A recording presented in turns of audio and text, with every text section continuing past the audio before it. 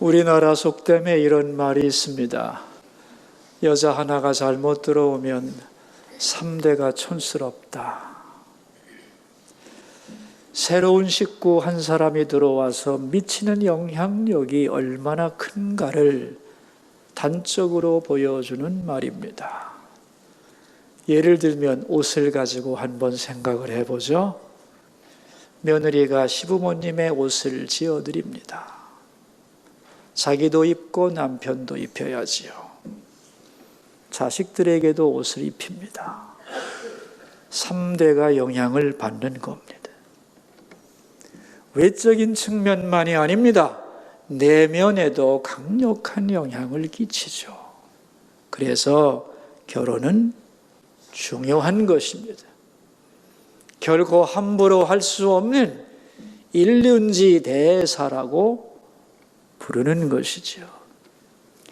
그래서 영국 속담에는 이런 말이 있습니다. 장사하러 나갈 때는 한 번 기도하고 전쟁터에 나갈 때는 2번 기도하고 결혼하기 전에는 3번 기도하라. 바닷길로 장사를 나가는 일 참 위험한 일이죠. 그래서 기도해야 된다는 거예요. 그런데 전쟁터에 나가는 건 더 위험하죠. 그래서 2번 기도해야 되는 것이고, 그런데 결혼은 나 한 사람으로 끝나는 게 아니에요. 가문과 자손 대대로 영향을 미칩니다. 그러므로 3번 기도하라고 말했던 겁니다. 어떤 사람을 만나야 하는가? 인생에서 너무도 중요하죠. 여러분, 이런 장면을 한번 생각해 보기 바랍니다. 우리 자녀가 다 컸는데 어느 날 갑자기 어떤 사람을 딱 데려오더니 이 사람과 결혼하겠어요? 근데 딱 쳐다보니까 영 안 해요. 이 사람은 안 되겠다.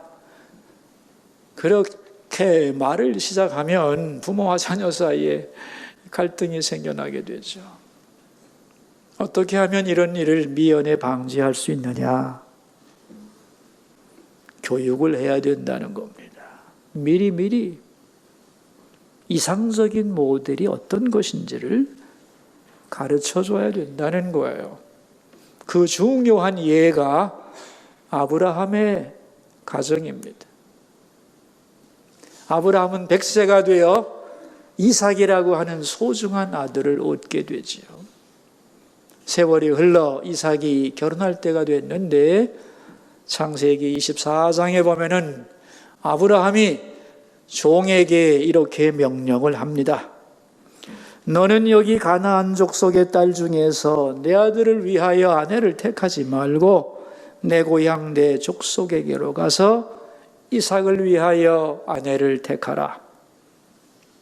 여기 가나안 지방의 딸들은 안 된다는 거예요. 왜냐하면 그들의 문화, 그들의 도덕, 그들의 종교는 부패했기 때문에 그런 여자가 들어오면 우리 가정이 신앙 안에서 하나가 될 수가 없다는 거죠.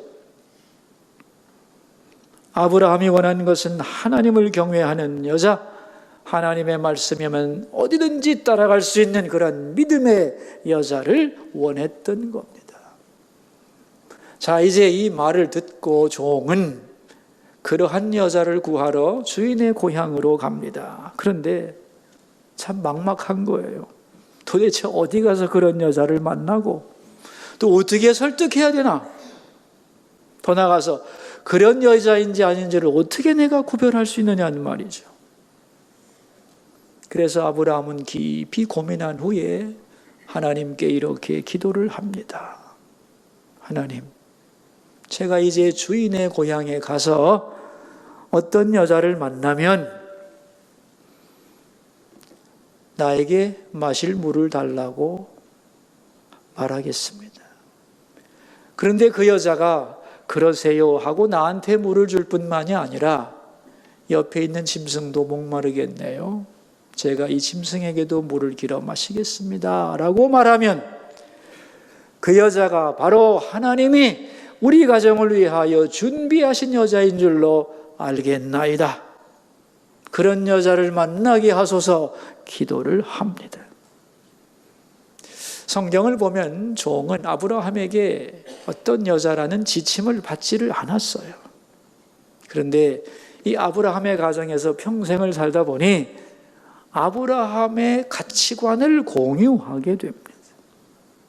우리 주인의 가정은 여호와를 경외하는 가정이고 손님 대접을 잘하는 가정인데 새로 들어오는 식구도 그래야 한다는 거죠. 이제 이 가문의 안주인이 될 건데 신앙이 좋아야 하고 이 가풍을 이어받아서 다른 사람들에게 잘 베푸는 여자야 되는데 그러려면 나그네의 목마름을 이해해야 하고 말 못하는 짐승을 보고 너도 목마르겠구나 하고 물을 길어줄 수 있는 그런 센스와 부지런함을 가진 여자라면 충분할 것이라고 깨달은 것이지요.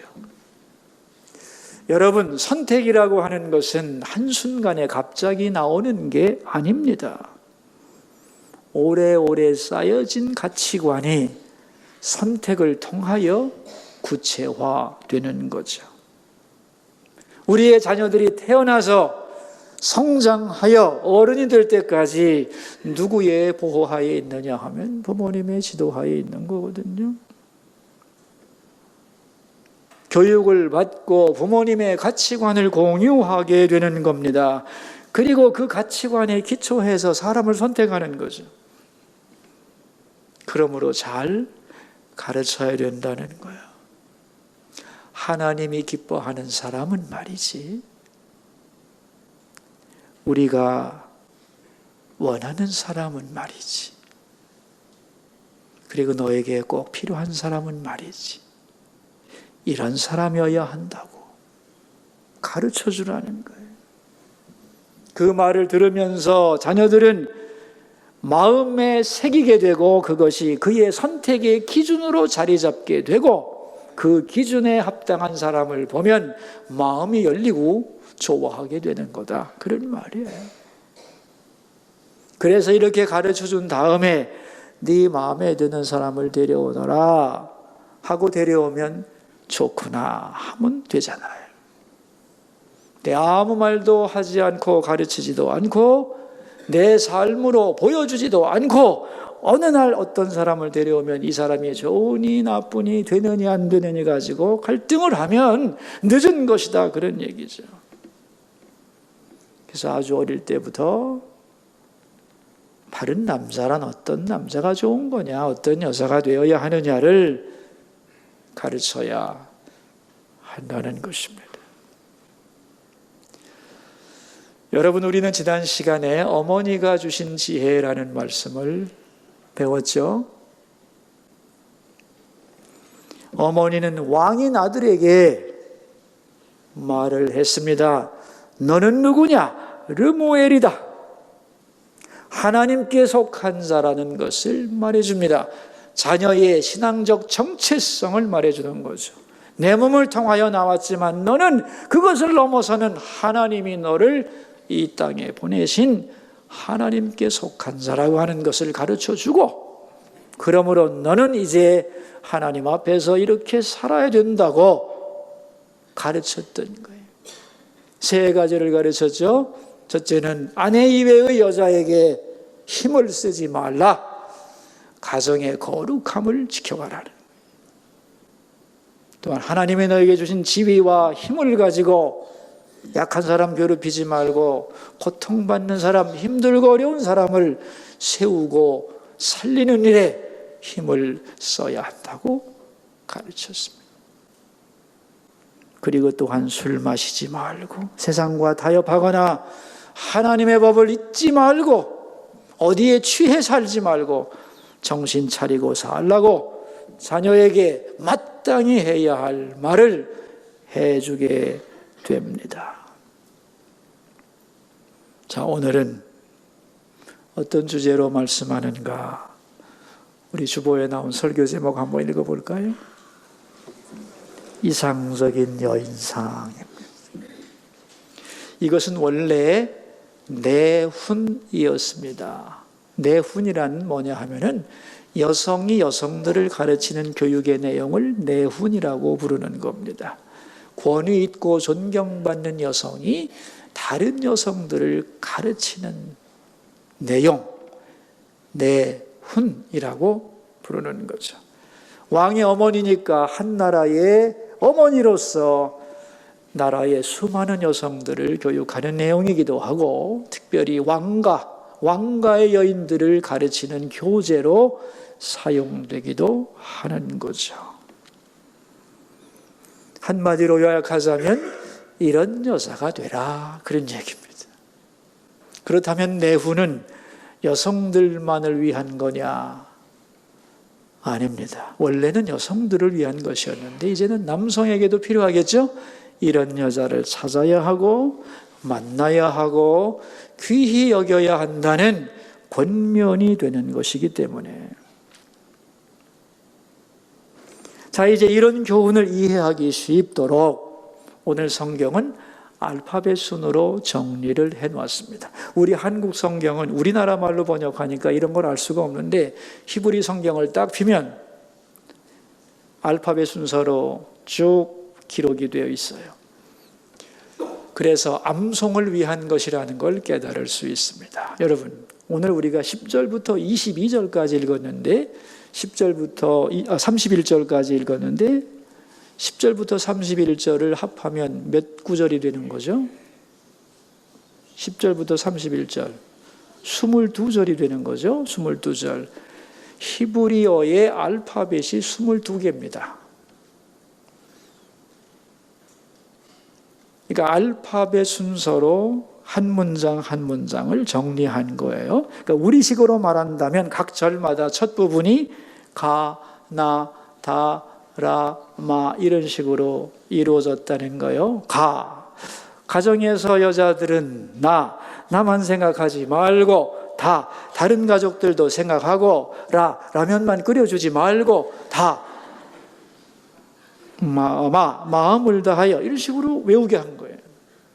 그래서 이상적인 여인상을 22개의 알파벳으로 기억하고 암송하도록 만든 구절이 오늘 본문의 내용입니다.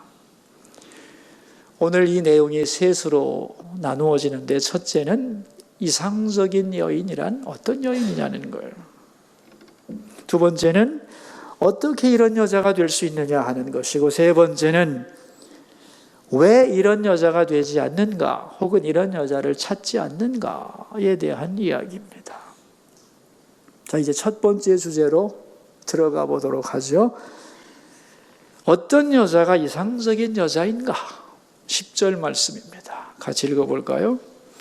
누가 현숙한 여인을 찾아 얻겠느냐? 그의 값은 진주보다 더하니라.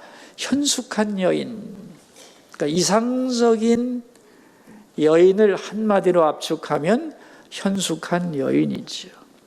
근데 이걸 히브리어로 직역하면 에쉐트 하일인데, 이 에쉐트 하일이라는 말은 강한 여자 그런 뜻입니다.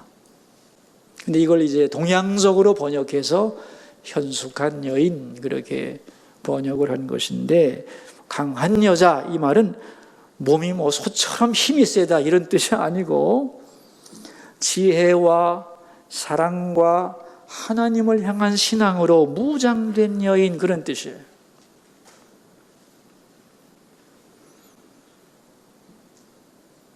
사랑과 지혜와 신앙으로 무장된 여인이 강하죠.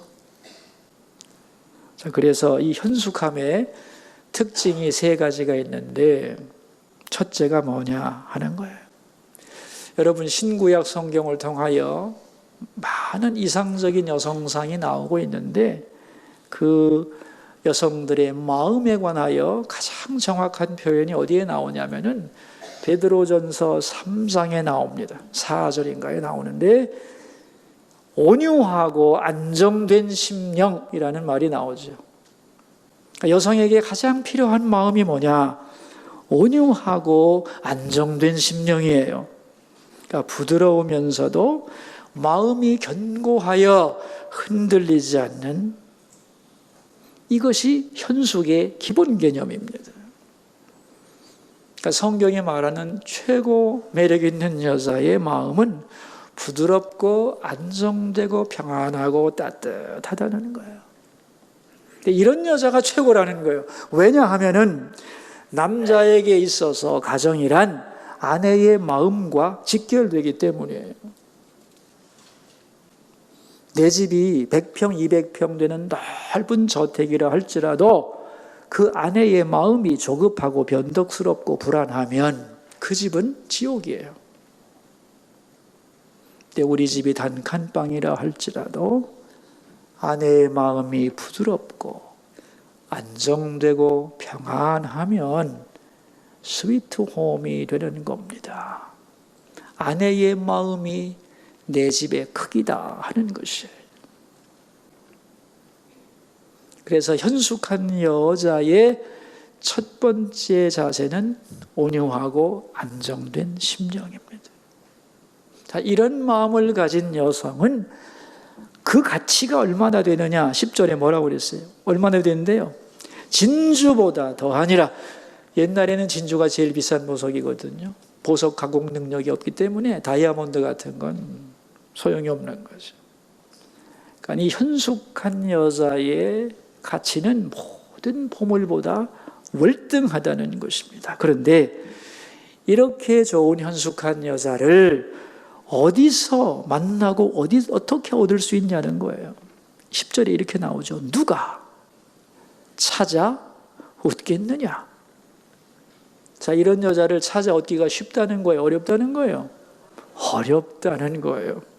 그럼 어떡하겠어요? 겉으로 구별할 수도 없고 살아보고 결정할 수도 없고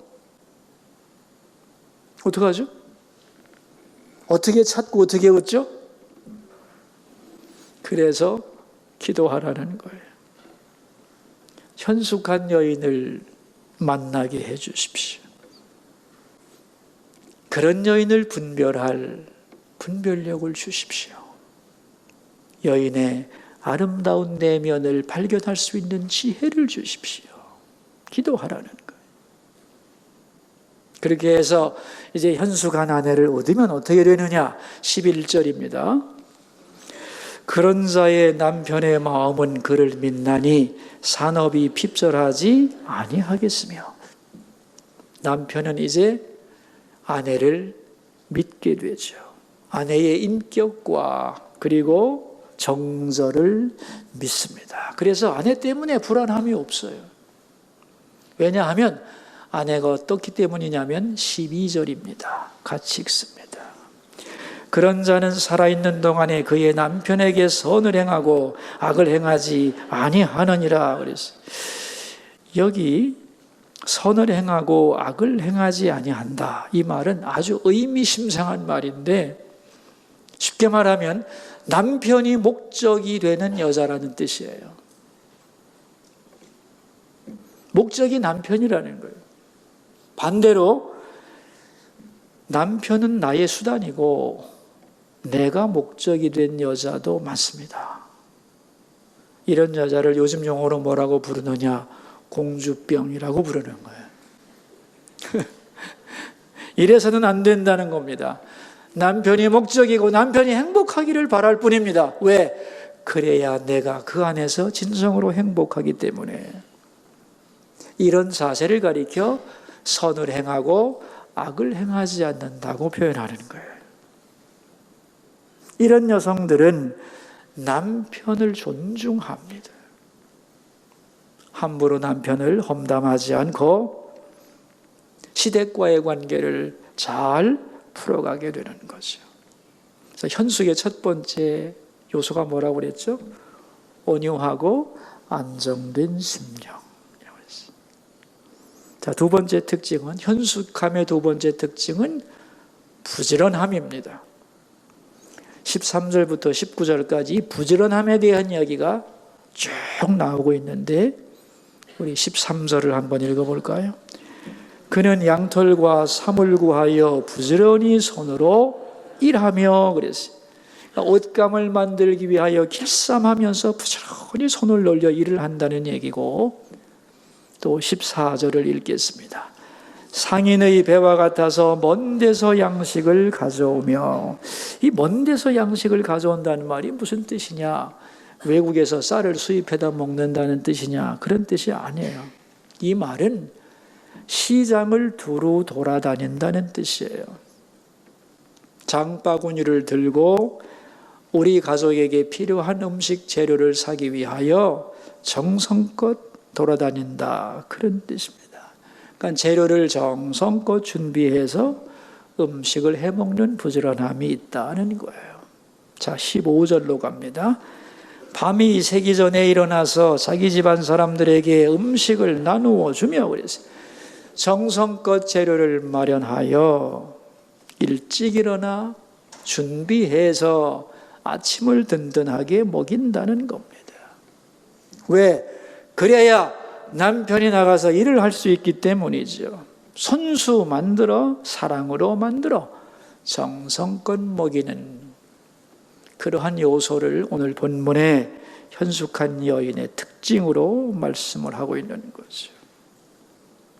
요즘에 이런 말이 많죠. 아내의 밥상이라는 것. 여러분, 아내의 밥상이라고 하는 것은 단순한 음식이 아니죠. 저는 이런 얘기를 상담하다가 많이 듣습니다. 우리 남편은요, 왜 이렇게 밥에 묶여 있는지 모르겠어요. 그런 남자들 많습니다. 그럼 제가 얘기해 주죠. 남자들은 말입니다, 음식을 통하여 사랑을 느끼는 거거든요. 어릴 때 어머니가 해주던 음식은 단순한 먹거리가 아닌 거예요. 어머니로부터 받는 사랑의 통로가 음식이란 말이죠. 그래서 이 집밥이라고 하는 것은 남편과 자녀를 향한 아내의 사랑의 고백이고 응원이고 위로입니다. 거친 세상을 힘차게 걸어가게 하는 용기와 능력과 힘을 공급하는 사랑에 압축된 것이 바로 음식이다, 그러는 거죠. 이렇게 먹고 나가면 얼마든지 힘을 내어 일을 할 수 있는 거죠. 이것은 단순히 식탁의 화려함을 의미하는 게 아닙니다. 가짓수가 많든 적든 정성과 사랑을 담아 손수 나를 위해 만들어준 그 음식을 먹으면서 가족은 부모의 사랑을, 아내의 사랑을 확인하게 되는 거죠. 이런 음식을 먹고 살면 행복하죠. 그리고 그 가정에 문화가 생겨나는 겁니다. 그래서 우리 집을 생각하면 떠오르는 음식, 그런 음식을 가리켜서 뭐라고 부르느냐? 소울 푸드라고 부르는 거예요. 뭐라고요? 소울 푸드. 된장찌개 하나라도 좋아요. 아, 이게 엄마가 만들어주는 그거야. 아, 그게 먹고 싶어 하는 그것. 그것이 바로 사랑의 고백이라는 거예요. 정성껏 그런 것을 먹으며 힘을 얻을 수 있는 것이기 때문에. 자, 그 다음에는 16절인데 우리 같이 한번 읽어볼까요? 밭을 살펴보고 사며 자기의 손으로 번 것을 가지고 포도원을 일구며, 이제 쇼핑을 해야 되고 물건을 사야 되는데 아무렇게나 사지 않죠. 잘 살펴보고 충동 구매하지 않습니다. 또 17절을 보시면 힘있게 허리를 묶으며 자기 팔을 강하게 하며 허리 동여 매고 소매 걷어붙이고 열심히 일한다는 거예요. 그래서 현숙의 두 번째 특징이 부지런함입니다. 이 부지런함이 요즘은 직장을 다니는 것으로 표현될 수도 있고 그렇죠. 현숙의 첫 번째 것은 마음의 문제인데 온유하고 안정된 심령. 두 번째는 부지런함. 자, 세 번째 특징은 뭐냐 하면 남에게 베푸는 거예요. 그게 20절에서 27절까지 나오는데 우리 20절을 보겠습니다. 그는 곤고한 자에게 손을 펴며 궁핍한 자를 위하여 손을 내밀며 그랬어요. 물질을 베풀고 그런다는 거예요. 그러니까 알뜰하게 살림에서 모으기도 하지만 꼭 필요할 때는 그것을 나누어 도와주는 베풀매 마음을 가진다, 그런 말이죠. 이 가정에서도 보면 말이죠, 이 남자들이 남을 잘 도와주는 그런 가정이 있는가 하면은 아내들이 잘 베푸는 가정이 있는데, 어느 것이 더 이상적인가? 어느 것이 이상적이라고 생각하세요, 여러분? 예를 들면 부모님에게 용돈을 드리고 형제들에게 나눠줄 때 남자가 애따 좋다고 지갑에서 꺼내주는 게 좋겠어요? 아니면 아내가 주는 게 좋겠어요? 모르겠어요? 아내가 주는 것이 좋은 것이죠. 남편이 벌어온 것을 아내가 필요할 때는 사랑으로 베푸는 것이 가정의 정석이다 하는 것이. 때로 남편이 내가 벌어온 걸 왜 네가 주냐? 그럴 수 있지만 그러는 게 아닙니다. 함께 나누며 사는 것입니다.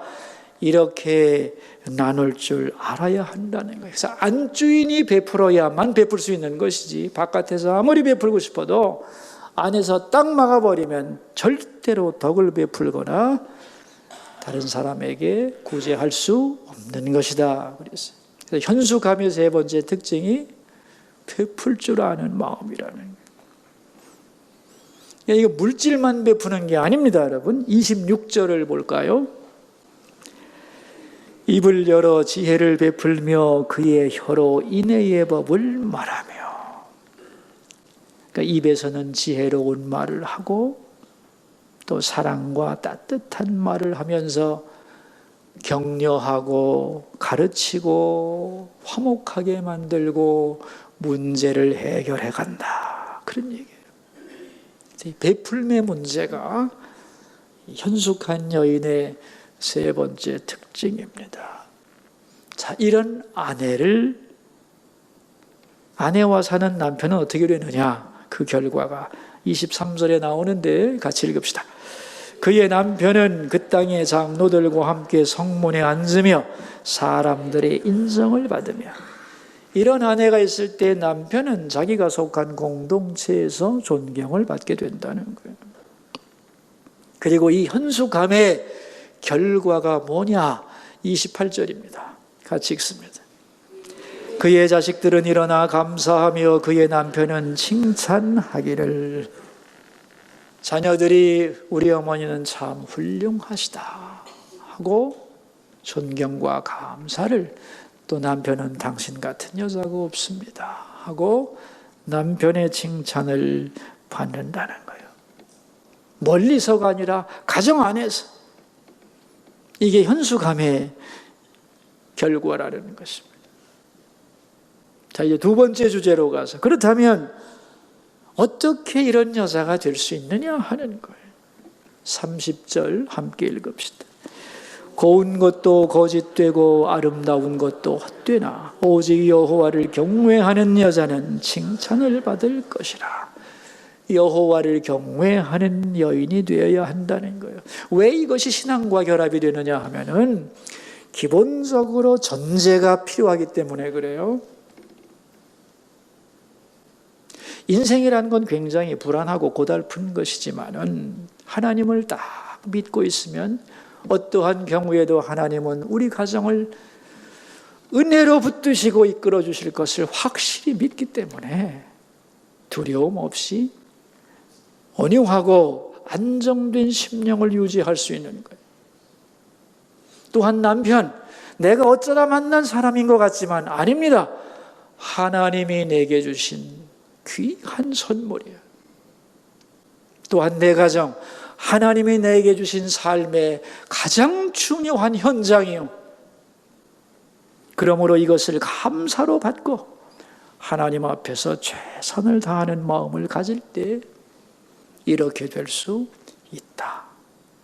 아멘입니까? 그래서 여호와를 경외하는 여자가 이렇게 되는 거다 그랬어요.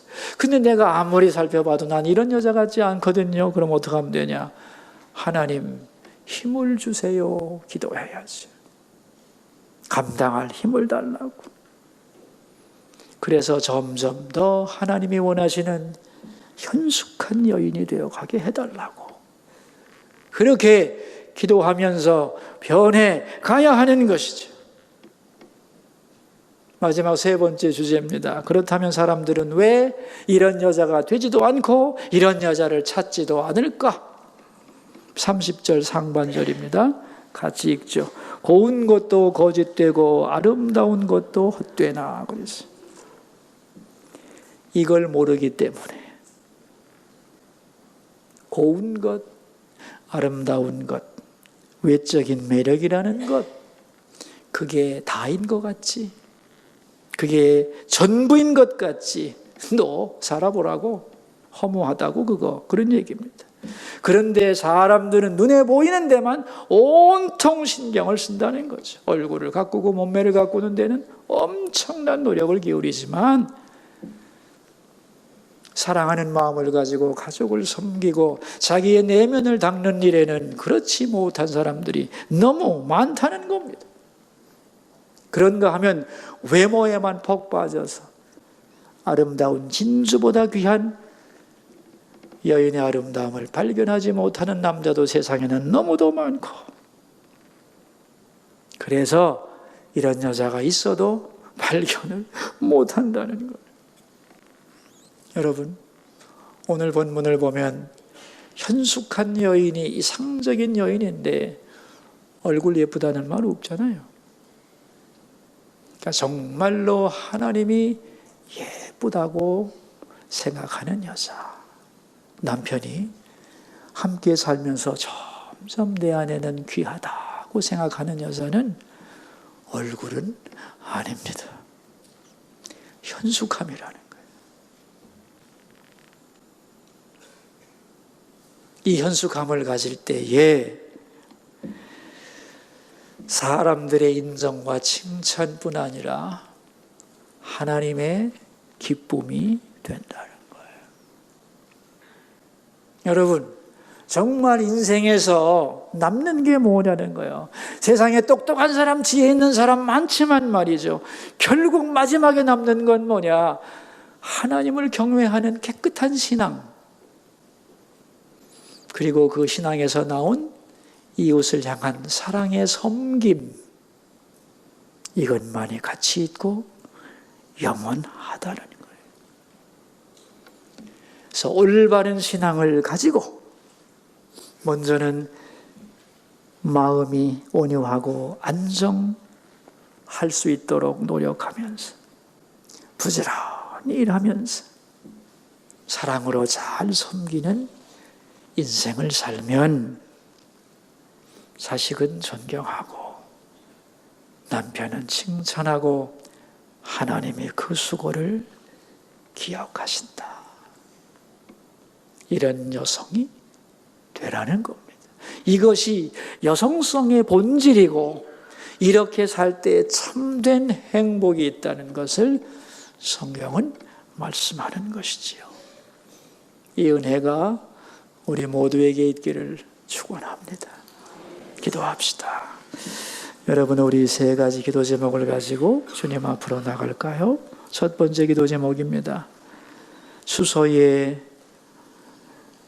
여성 성도들이 현숙한 여인, 이상적인 여인들이 다 되게 하여 주소서. 우리 함께 기도하겠습니다. 여러분, 들은 말씀을 생각하면서 소리를 내어 우리 함께 기도하도록 합시다. 하나님은 오늘 본문을 통하여 이런 여자가 되라고 말씀하셨습니다. 왜냐하면 그럴 때 가장 행복할 수 있기 때문에 하나님이 여성들에게 주신 그 여성성이 무엇인가를 알고 그것을 잘 발휘하고 그렇게 살면서 자식의 존경을 받고 남편의 사랑을 받고 하나님의 칭찬을 받는 정말 행복한 여인들이 다 될 수 있도록 하나님 한 분 한 분에게 은혜를 내려 주시옵소서.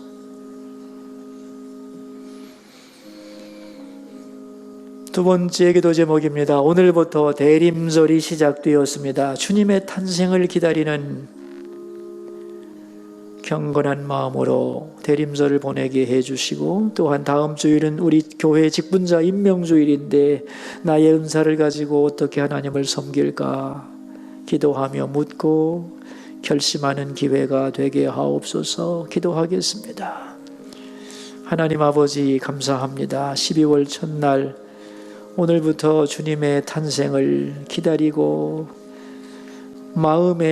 내 마음에 주님이 오시기를 기다리는 대림절이 시작됐습니다.